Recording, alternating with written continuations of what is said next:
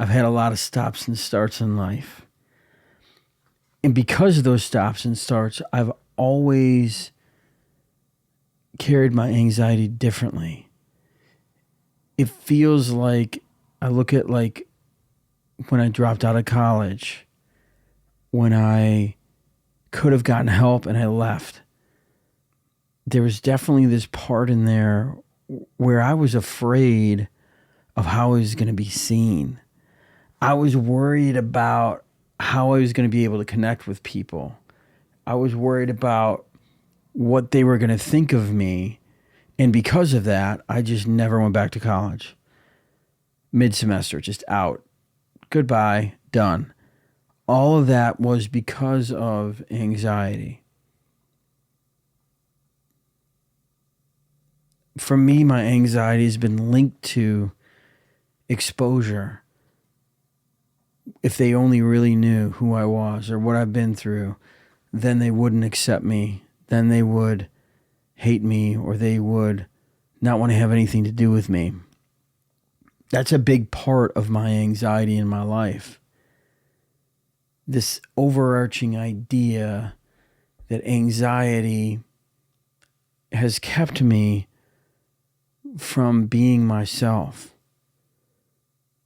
As an adult, as a kid, I don't remember really ever feeling anxious.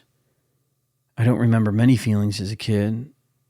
I mean, I try to put together the memories and the actions I did to be able to determine what I was feeling. As a kid, there was not much there. But as an adult, anxiety's played a huge role in my life. To the point where I literally have had incredible opportunities in front of me, and I just cease to exist. I just stop. I can't be myself. I can't be authentic. I can't be genuine. I can't be real. I have to run and hide. That's how anxiety has operated in my life as a grown adult person. Instead of stepping up to challenges and working through them, I have, for the longest time, just run away. Just run away. Run away and you can make it and you can survive. That sort of mantra is played in my head. And I don't like that idea, because you can't run away from your life. You can try to, but you're never going to achieve anything. And as I look back to 40 years of my life, a lot of the things that I've achieved over these 40 years, at least the last 16, 17, have all been achievements in the dark. Like, all of my achievements in life have been things like overcoming complex PTSD, overcoming borderline personality disorder, overcoming bipolar, like all these different labels that we as human beings put on things so that we can understand conditions so that then we could diagnose. I'm not a big fan of diagnosis. I'm a big fan of labeling things to then identify precisely what needs to be done to be able to get beyond things. I'm not a big fan of diagnosis simply because once you're diagnosed with something, now you have this thing that you can then blame all of your life about, which puts you in this victim status. And I was there for a long time in my life where I could blame the situation that I had as a kid. I could blame the fact that I'm going blind and have an eye disease. I could be a victim, a continual victim of circumstances. And I could say I'm this big victim, and so therefore I don't have to be responsible. Unfortunately, time does not care who's responsible. Remaining in that status of I have X diagnosis, therefore I can't accomplish. In my life, I look back over it and I just see so many things that are unfinished and undone. So many things that are unfinished and undone that I could have been proud of. And now a lot of my life looks like, okay, what am I going to tackle here? What am I not going to tackle? What's important to me to finish? And that's sad. It's sad to see a life of unfinished things. A lot of that comes down to the anxiety that I feel inside myself. It's a very, very powerful controlling mechanism. At least it was until I was about 40, 40 and a half is when I really started looking at, why do I do this? Why do I start something and never finish it? Why do I go after something really passionately and then stop? And it comes down to the fear of the unknown and anxiety. This isn't a feeling that I really understood at the core of what was controlling me until very recently.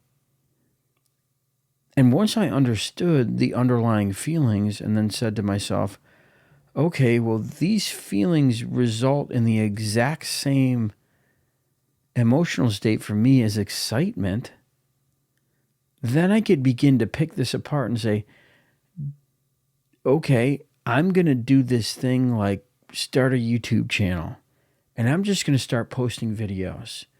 And I'm going to do my best to just post a video a day. My goal is 365 YouTube videos in a year. I got a lot of time to finish that still. And yet, there's a part of me who's like, wants me to quit already, wants me to stop. That's the anxiety part. If everybody knows everything about you, then who's going to accept you? Well, I already locked down my wife, who's amazing. I already have incredible friends in my life. And so logically, I thought through that and said, if people accept me or don't accept me, why am I going to allow that to dictate the next years of my life? Why am I going to allow that to control who I am and prevent me from just being myself on camera, from sharing my reality and my struggles and what I've been through and what I've learned? And that really gave me pause, because it forced me to assess myself from the perspective of being me now.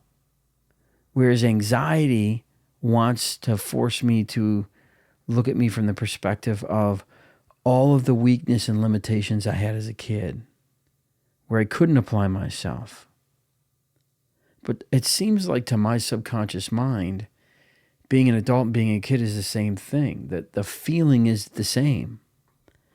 And yet it wasn't until about 6 months ago where I began to see that idea of anxiety is really misunderstood excitement, and then started comparing myself to the human condition to go, wait, everybody feels these feelings. Everybody does.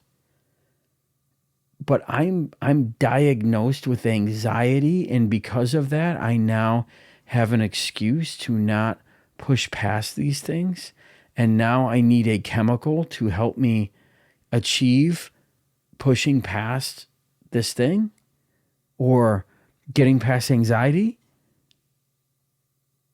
Why don't I just create psychological tools to be able to help me understand the dynamic of what I'm experiencing, and then apply those tools and then convert it into excitement? And that's what I've started to do. That was at the core of doing this YouTube channel, was replacing anxiety with precisely what it actually is: misunderstood excitement. That's it. That's all it is. I don't need to have these big labels in life anymore. I see like anxiety or depression or sadness or any of these other things as simply like when you're driving down the road and they show you you're heading to this town. That's what I see it now. As like, oh, I'm heading to this town. What are the lessons I can learn in this town? How can I apply these lessons so that I don't have to be anything other than me? How can I discover what this is trying to teach me? Because I think underneath all those things is where you discover who you are. And ultimately, that should be the purpose and goal of any self-help or any self-direction whatsoever at all, is to discover who you are, look at your limitations, and then learn how to live with them in such a way where they become strengths, not weaknesses. It seems like a lot of the times in society, what I see is, oh, take this pill, this is going to solve this problem. And I couldn't ever get there. I could never get there. In my own right, I always thought, well, this is what happened to me. This is what it's producing in my life. Why can't I change that outcome? Why can't I change that outcome? And after decades of working on myself to begin to change outcomes, I've developed a massive amount of tools to change what things mean to me so that then I don't have to be in bondage to them. I don't want to have anxiety my entire life. I don't. You see, anxiety is the culmination of a bunch of different feelings and emotions, right? Worry, fear. Well, that's just being human. Without fear, we can't have excellent boundaries. Without worrying about the future, we don't plan in the present. You see, I think a lot of these labels prevent us as human beings from moving forward with who we are meant to be. They certainly did for me. I thought these things were death sentences when I got them. That's what I thought. Oh, I'm going to have this the rest of my life. And now I don't. I don't have it anymore. And I look at that and say to myself, how did I get here? The answer is changing my beliefs around what things mean to me today and in the past in my life. And you might be thinking, in the past, what do you mean? I'm a big believer that the brain does not know what's real. You go to a scary movie, you get afraid. You jump on a, roller coaster, okay? Your heart's going to start to pound, right? The body, your brain, is an ancient thing. And that connection to all other beings that are before and after it, right? All that, I guess you'd say, like, they call it the reptilian mind, the ancient wisdom in the subconscious. All those things are trying to convince you that you're going to be stuck with this thing forever. Some people call this generational curses. Some people say that you're predisposed to anxiety if you had it in your family system, right? What does all that mean? Well, it's a subconscious transference of a state of being. You hear that? I'm going to repeat this because it's tremendously important. It's a subconscious transference from one to another of a state of being. Think about that. A state of being. What I'm saying is my being isn't me being me. My being is anxiety. I was convinced of that for most of my life, that this is just something I'm going to have to deal with. And it's just not true. It simply is not true. Period. End of story. I don't deal with anxiety anymore because I've changed the meaning of what anxiety means to me. What anxiety means to me now, when that feeling comes up in my life, is that it's not that I'm worried. It's more that I just need to do more research. I need to understand what I'm about to do better. Anxiety isn't this fear anymore in me, right? Now it's Oh, I'm actually just excited about the potential of the future. Fear isn't real. It isn't. It is the culmination of what I've learned in the past and the present trying to tell me what the future is going to be. And I'm here to tell you it is not real. It is not real at all. What's happening inside of you when you're going through this anxiety thing, at least for me now, is that I see fear as an indicator that I'm moving in the right direction. Because my brain's been trained that fear makes me stop doing things. Fear makes me hide. Been doing that most of my life. Not anymore.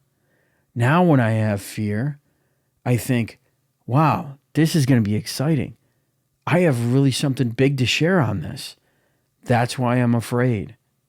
Because fear is about hiding your humanity and holding it close to yourself. That's what it's all about.